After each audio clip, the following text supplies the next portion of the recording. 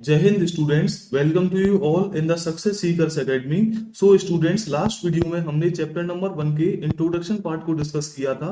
I hope आप सभी ने उस वीडियो को देखा होगा, और जिन स्टूडेंट्स ने उस वीडियो को नहीं देखा है तो प्लीज पहले आप उस वीडियो को देखिए, ताकि आज के इन क्वेश्चंस को समझने में आपको कोई प्रॉब्लम ना हो।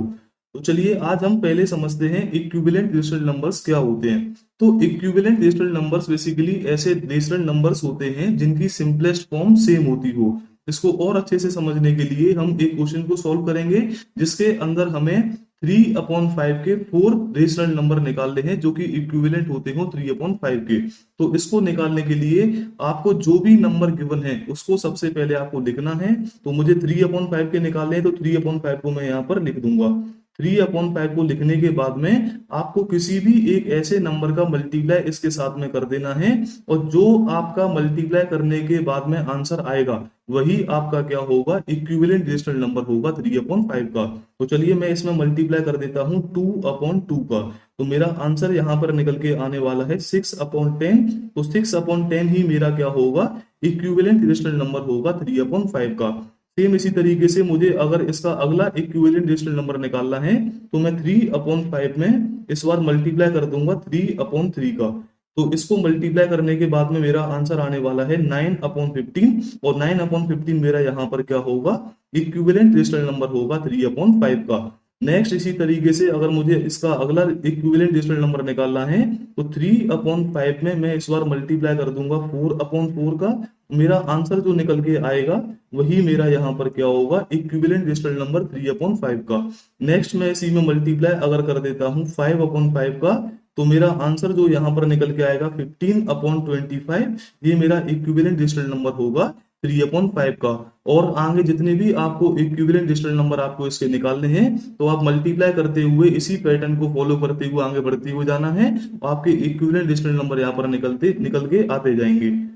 नेक्स्ट हम बढ़ते हैं एग्जाम्पल नंबर 1 की ओर। तो एग्जाम्पल नंबर 1 में हमें गिवन है, are the following statement true और फॉल्स। तो हमें बोला गया है कि जो जो भी स्टेटमेंट आपको यहाँ पर गिवन है वो ट्रू है या फिर फॉल्स है, और अगर ये ट्रू है या फिर फॉल्स है उसके साथ में आपको अपना रीजन भी यहाँ पर देना है कि ये ट्रू है तो क्यों है और फॉल्स है तो क्यों है। तो चलिए हम बढ़ते हैं पहले स्टेटमेंट की ओर। पहले स्टेटमेंट में हमको क्या दिया हुआ है, पहले स्टेटमेंट में हमको बोला है कि जितने भी हमारे होल नंबर्स होते हैं क्या वो सभी हमारे नेचुरल नंबर होते हैं या नहीं होते। तो चलिए एक बार देखते हैं नेचुरल नंबर और होल नंबर्स को रिवाइज करते हैं। वीडियो नंबर 1 में वैसे हमने इसको डिस्कस किया हुआ है।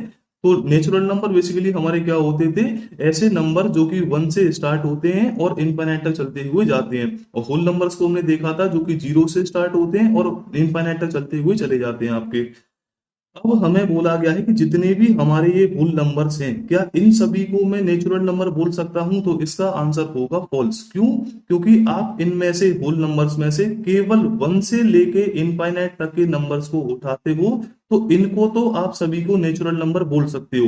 लेकिन क्या आप जीरो को भी एक नेचुरल नंबर बोल सकते हो? जो इसका आंसर है नहीं। क्यों, क्योंकि जीरो इसके अंदर नहीं आता, और जीरो के न आने की वजह से ही ये स्टेटमेंट हमारा हो जाएगा फॉल्स। तो इसको हमने देखा कि एक नंबर था जीरो जो कि इसके अंदर हमारा लाई कर रहा था, तो इसी की वजह से हमारा ये स्टेटमेंट होने वाला है फॉल्स। नेक्स्ट हम बढ़ते हैं, every integer is a rational number. तो हमें क्या बोला गया है कि जितने भी हमारे इंटीजर होते हैं क्या ये सभी हमारे रेशनल नंबर कहलाते हैं। तो इसको चेक करने के लिए हम एग्जांपल यहाँ पर लेते हैं 7, 15 और -18 का, जो कि तीनों हमारे क्या है, इंटीजर्स हैं। तो इसको सोल्व करने के लिए, इसको चेक करने के लिए हम यहाँ पर रेशनल नंबर की कंडीशन को एक बार देखते हैं।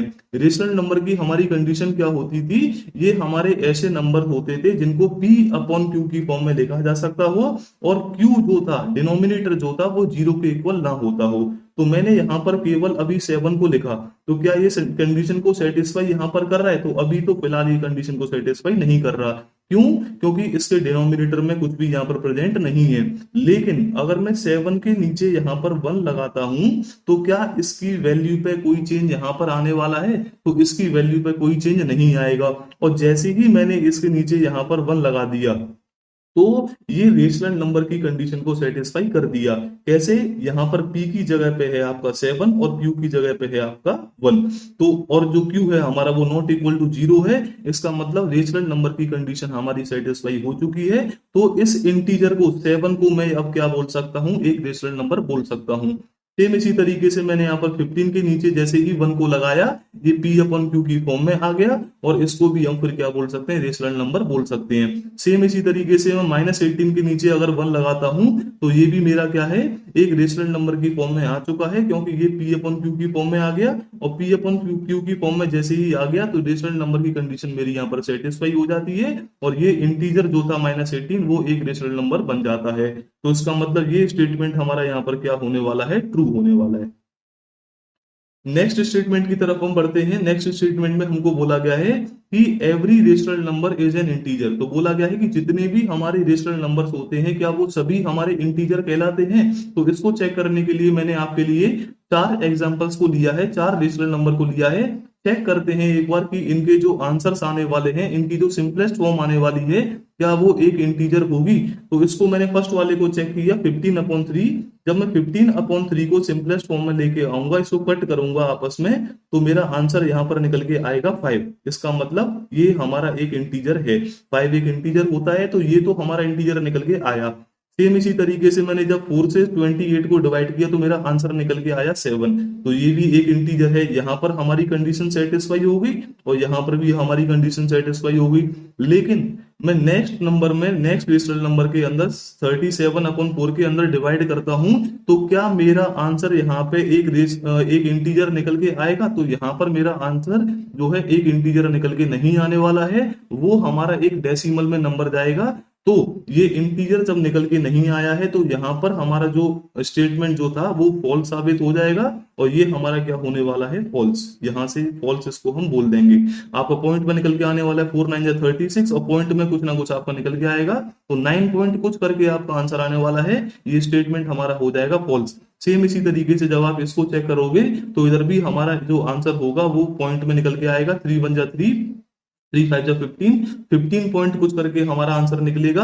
तो ये भी स्टेटमेंट यहां से हमारा क्या हो जाएगा? फॉल्स। और अगर आपका एक भी केस के अंदर आंसर फॉल्स आता है तो ऑल ओवर आप उस स्टेटमेंट को फॉल्स ही बोलोगे यहाँ पर। तो जो स्टेटमेंट हमारा था every rational number is an integer, ये हमारा होगा फॉल्स, यानी कि ऐसा नहीं होता है। नेक्स्ट हम बढ़ते हैं एग्जाम्पल नंबर 2 की ओर। तो एग्जाम्पल नंबर 2 में हमें क्या बोला गया है? हमें 5 रेशनल नंबर निकालने हैं जो कि 1 और 2 के बीच में लाई करते हो। वैसे तो अगर देखा जाए तो किन्हीं दो नंबर्स के बीच में बहुत सारे नंबर्स ऐसे होते हैं जो कि लाई करते हैं, बहुत सारे रेशनल नंबर होते हैं जो कि लाई करते हैं। लेकिन हमें सिर्फ और सिर्फ यहाँ पर निकालने 5 रेशनल नंबर्स जो कि 1 और 2 के बीच में लाई कर रहे हो। तो इसको निकालने के लिए हम दो मेथड से इसको सॉल्व कर सकते हैं। मेथड नंबर 1 और मेथड नंबर 2, दोनों ही मेथड को हम यहाँ पर देखने वाले हैं। पहले हम सॉल्व करेंगे मेथड नंबर 1 से, जिसके अंदर हम हेल्प लेने वाले हैं एवरेज फॉर्मूला की। तो एवरेज फॉर्मूला हमारा क्या होता है? Sum of the terms upon number of the terms. तो इसको हम क्या करने वाले हैं? सबसे पहले जिन भी नंबर के बीच में हमें रेशनल नंबर को निकालना है, उन दोनों नंबर का आपको निकालना पड़ेगा यहाँ पर एवरेज, या फिर आप बोलो मीन निकालना पड़ेगा आपको। तो सबसे पहले मैं क्या करता हूँ? 1 और 2 के बीच में एवरेज निकालता हूँ।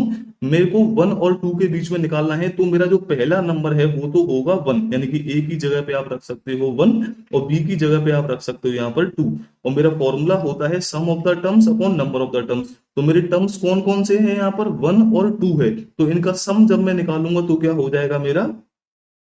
1 + 2 अपॉन नंबर ऑफ टर्म्स कितना है? 2 टर्म्स है मेरे। पहला टर्म ये रहा और दूसरा टर्म ये रहा। तो नंबर ऑफ टर्म्स की जगह पे मैं रखने वाला हूं यहाँ पर 2। तो मेरा जो आंसर निकल के आएगा वो कितना आएगा? 3/2, यानी कि एक ऐसा नंबर जो कि 1 और 2 के बीच में लाई कर रहा है।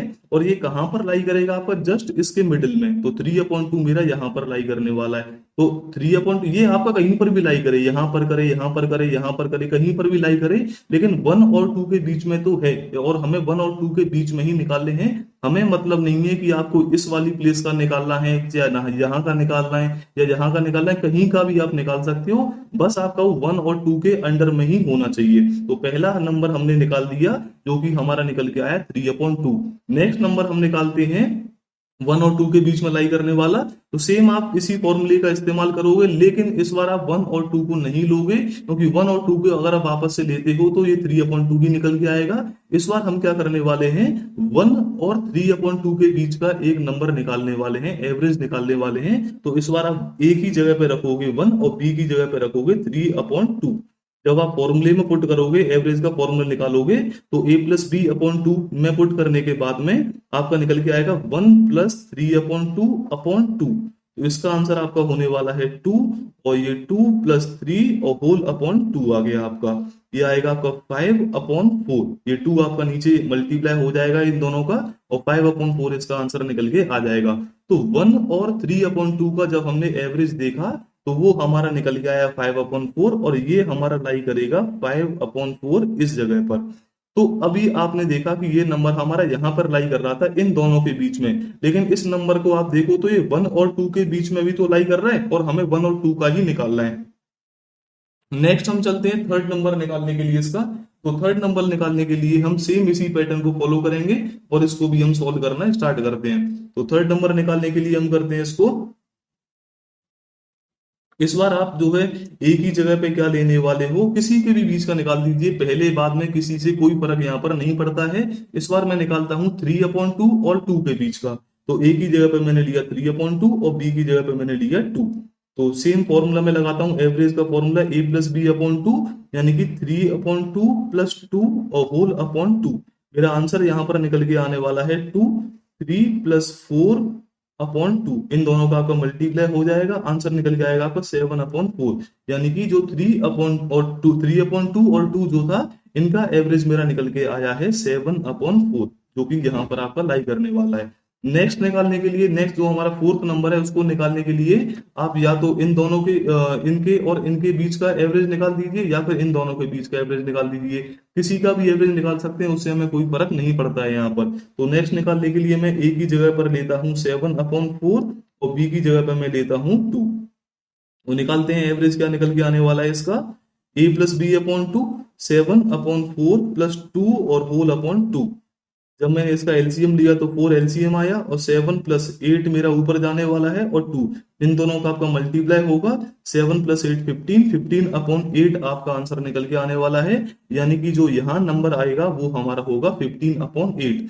नेक्स्ट नंबर निकालने के लिए मैं क्या करूंगा, इन दोनों नंबर का एवरेज निकालूंगा। आप अगर चाहो तो 1 और 5/4 का भी निकाल सकते हो, आप अगर चाहो तो 3/2 और 7/4 का भी निकाल सकते हो। आपको जिस आप चाहो तो इन दोनों का भी निकाल सकते हो, कोई प्रॉब्लम इससे नहीं है। ये नंबर जितने भी आप निकालोगे, इनको लेके पेयर को आप मन से बना सकते हो। यहाँ पर वो नंबर आपके 1 और 2 के बीच में ही आने वाले हैं। मैं यहाँ पर निकालता हूँ 5/4 और 3/2 का। तो मैंने इस बार ए की जगह पर लिया 5/4 और बी की जगह पर मैंने लिया 3/2। तो अगर मैं एवरेज का यहाँ पर फॉर्मूला लगाऊंगा, a प्लस बी अपॉन 2, ए की जगह पे मैंने रखा 5/4 प्लस 3/2 और होल अपॉन में मेरा आया यहाँ पर 2। इसको जब मैं सोल्व करना स्टार्ट करता हूँ तो एलसीएम मेरा आएगा यहाँ पर 4, और ये ऊपर गया मेरा 5, और 2 3 जा 6, अपॉन में रहेगा मेरा 2, इन दोनों का मल्टीप्लाई, तो 6 प्लस 5 11, 11/8 मेरा आंसर निकल के आने वाला है। तो ये मेरा नंबर जो आएगा वो मेरा होगा 11/8। तो 5 नंबर मेरे यहाँ पर निकल के आ चुके हैं, जिसमें मेरा फर्स्ट नंबर था 3/2, सेकंड नंबर मेरा था 5/4, थर्ड नंबर मेरा था 7/4, और फोर्थ नंबर मेरा था 15/8, और फिफ्थ नंबर मेरा था 11/8। ये 5 नंबर ऐसे हैं जो कि 1 और 2 के बीच में लाई करते हैं। नेक्स्ट हम बढ़ते हैं मेथड नंबर 2 की ओर। मेथड नंबर 2 से हम किस तरीके से 1 और 2 के बीच में आने वाले नंबर्स को निकाल सकते हैं, लाई करने वाले नंबर्स को निकाल सकते हैं। तो मेरा मानना यह है कि जो सेकंड मेथड आपका है बहुत ही आसान और बहुत ही ज्यादा फास्ट है। आपके एग्जाम में आपके टाइम को बहुत ज्यादा बचाने वाला है, और आंसर आपके सेम ही निकल के आएंगे। ना आपका ये वाले आंसर गलत है, और ना इससे जो आंसर आएगा वो गलत है। दोनों ही मेथड आपके ठीक है, किसी से भी आप इसको सॉल्व कर सकते हो। तो चलिए बढ़ते हैं 3 स्टेप में। 3 स्टेप्स के अंदर आप इसके आंसर को खत्म करने वाले हो। तो सबसे पहले स्टेप में आपको क्या करना है, जो हमारे नंबर्स थे 1 और 2 जिनके बीच में हमें रेशनल नंबर्स को निकालना था, उसको आपको नोट कर लेना है। इसके बाद में जितने भी आपको नंबर्स निकालने हैं उसको आपको अपने माइंड में रखना है। हमें यहाँ पर निकालने हैं 5, तो मैंने अपने माइंड में रखा 5। अब मुझे क्या करना है, ये 1 और 2 में किसी एक ऐसे नंबर का मल्टीप्लाई करना है जिससे ये रेशनल नंबर की फॉर्म में मेरा आ सके। और उस नंबर को मल्टीप्लाई करने के लिए मैं क्या करूंगा, टोटल नंबर जितने मुझे फाइंड करने थे उसकी यहाँ पर हेल्प लूंगा। तो जिस नंबर का मल्टीप्लाई करना है उसको निकालने के लिए हम क्या करते हैं, टोटल नंबर्स के अंदर 1 का हम कर देते हैं प्लस, यानी कि जितने भी नंबर आपको निकालने हैं उसमें बस एक बढ़ा के आप यहाँ पर लिख दो, एक प्लस करके आप यहाँ पर लिख दो। तो मेरा 5 + 1 कितना आंसर आने वाला है, 6। स्टेप 1 के अंदर केवल आपको इतना ही करना है, टोटल नंबर जो फाइंड आउट करने थे केवल उसमें आप +1 करके लिख दो, उससे हमें पता लग जाएगा कि किस नंबर का हमें यहाँ पर मल्टीप्लाई करना है। तो मुझे यहाँ से पता लग चुका है कि मुझे 6 का मल्टीप्लाई इन दोनों के साथ में करना है। तो पहले स्टेप में केवल हमने पता लगाया कि किस नंबर का मल्टीप्लाई करना है। सेकंड स्टेप के अंदर हम क्या करते हैं, मल्टीप्लाई करना स्टार्ट करते हैं 6 का 1 और 2 के साथ में। तो मैंने क्या किया, 1 का मल्टीप्लाई किया 6/6 से, तो मेरा आंसर आएगा 6/6। और मैंने 2 का भी मल्टीप्लाई किया 6/6 से, तो मेरा आंसर आएगा 12/6। जो नंबर आपका यहाँ पर फर्स्ट स्टेप में निकल के आया था उसी का मल्टीप्लाई इसके न्यूमरेटर और इसके डिनोमिनेटर में आपको कर देना है। सेम इसी तरीके से इसके न्यूमरेटर और डिनोमिनेटर में कर देना है, तो दो नंबर आपके निकल के आ जाएंगे, 6/6 और 12/6। अब आप इनको 1/2 के बीच में निकालना चाहो या फिर 6/6 या 12/6 के बीच में निकालना चाहो, बात आपकी यहाँ पर सेम ही है। चाहे आप 1 और 2 के बीच में निकालो, चाहे 6/6 और 12/6 के बीच में निकालो। तो अब मेरे को यहां से पता लग चुका है कि मुझे 6/6 एंड 12/6 के बीच में 5 रेशनल नंबर निकालने हैं। तो चलिए, स्टेप 2 में आपको केवल क्या करना था, मल्टीप्लाई करना था, और जो निकल के आपका आया है उसको केवल आपको नोट करना है। थर्ड स्टेप में हम क्या करने वाले हैं, जो आपके ऊपर रेशनल नंबर निकल के आए थे उनको आपको नोट कर लेना है। 6/6 आया था एक तो, और सेकंड मेरा आया था 12/6। अब मुझे क्या करना है, इन दोनों के बीच में आने वाले लाई करने वाले 5 रेशनल नंबर को यहाँ पर लिखना है। तो 6/6 आप देख पा रहे हो यहाँ पर कि जो इनके डिनोमिनेटर हैं वो दोनों कैसे हैं, यहाँ पर सेम 6 और 6 ही हैं आपके। तो 6 से लेके न्यूमरेटर में अगर हम चेक करते हैं तो 6 से लेके आपके 12 तक नंबर इंक्रीज होते गए हैं। तो 6 के बाद हमारा आता है 7, तो इसको हम लिख देंगे 7/6। फिर आता है 8, तो इसको लिख देंगे 8/6। नेक्स्ट आपका आता है 9, तो 9/6। फिर आपका आता है 10, 10/6। फिर आपका 11, तो 11/6। तो ये हमारे 5 रेशनल नंबर निकल के आ चुके हैं जो कि हमारे लाई करते हैं 6/6 और 12/6 के बीच में, या फिर आप बोलो 1 और 2 के बीच में। यही हमारा क्या होगा, आंसर। एक बार दोबारा से इसको रिवाइज करते हैं। तो हमने क्या किया, स्टेप 1 के अंदर पता लगाया कि किस नंबर से हमें मल्टीप्लाई करना था। सेकंड स्टेप में हमने उस नंबर से उसके न्यूमरेटर और डिनोमिनेटर में मल्टीप्लाई कर दिया। थर्ड स्टेप के अंदर हमने जो नंबर निकल के आए थे उनको नोट किया और उनके बीच में आने वाले नंबर्स को नोट कर दिया। इतना ही 3 स्टेप के अंदर हमको आंसर को पूरा खत्म कर देना है। तो स्टूडेंट्स, आज की वीडियो में बस इतना ही। नेक्स्ट वीडियो में हम डिस्कस करने वाले हैं एक्सरसाइज नंबर 1.1 के सभी क्वेश्चंस को बहुत ही ज्यादा डिटेल में। Thank you.